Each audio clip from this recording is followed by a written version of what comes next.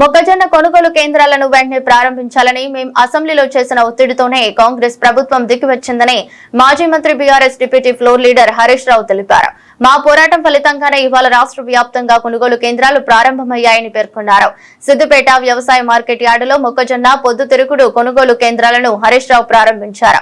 అనంతరం మాట్లాడుతూ ప్రభుత్వ వైఖరిని ఎండగట్టారు. రాష్ట్రంలో దాదాపు 10 లక్షల ఎకరాలు రైతులు మొక్కజొన్న సాగు చేశారని హరీష్ రావు తెలిపారు. క్వింటాల్కు 2400 మద్దతు ధరకుంటే ప్రభుత్వం కొనుగోలు కేంద్రాలు తెరవకపోవడంతో నిన్నటి దాకా రైతులు బయట దళారులకు 1600 నుండి 1700కే అమ్ముకుని తీవ్రంగా నష్టపోయారని పేర్కొన్నారు.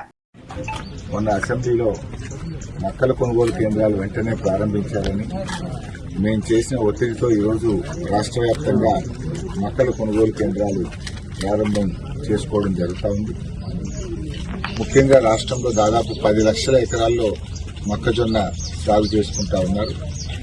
నిన్నటిదాకా మార్కెట్లో రైతులకు 1700 రూపాయలు కూడా ఒక క్వింటాల్కు రానటువంటి పరిస్థితి ఉంది. రైతులు బాగా నష్టపోతా ఉన్నారు. 2400 మద్దతు ధర ఉంటే 1600-1700కే మొక్కలు అమ్ముకుంటా ఉన్నారు.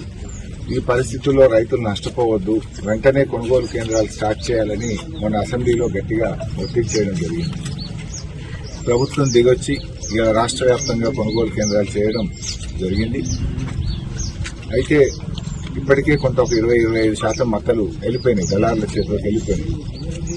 ముందే స్టార్ట్ చేసి ఉంటే రైతులందరికీ మేలు జరిగి ఉండేది. సో రైతు సోదరులందరినీ కూడా విజ్ఞప్తి చేస్తా ఉన్నాం, ఈ కొనుగోలు కేంద్రాలను సద్వినియోగం చేసుకోండి, మద్దతు ధర పొందండి అని చెప్పి రైతులకు పిలుపునిస్తా ఉన్నాం. అదేవిధంగా సన్ఫ్లవర్ కూడా మన ప్రాంతంలో బాగా సాగు చేస్తా ఉన్నారు. సన్ఫ్లవర్ కొనుగోలు కేంద్రం కూడా ఈరోజు ప్రారంభించడం జరిగింది.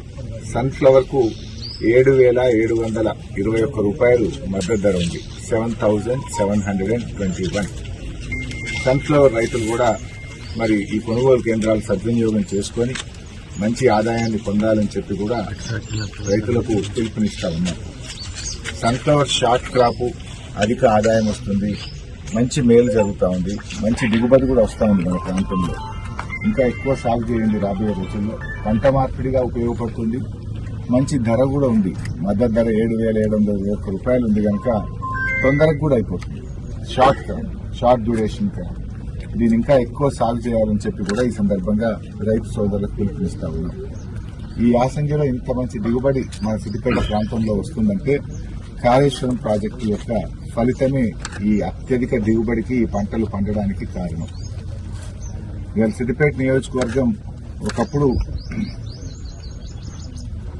8,000 ఎకరాల్లో యాసంగి సాగు ఉంటే ఇవాళ 80,000 ఎకరాల్లో యాసంగి సాగు జరుగుతూ ఉంది. అంటే దాదాపు 10 టైమ్స్ పెరిగింది. 8,000 వర్సెస్ 80,000.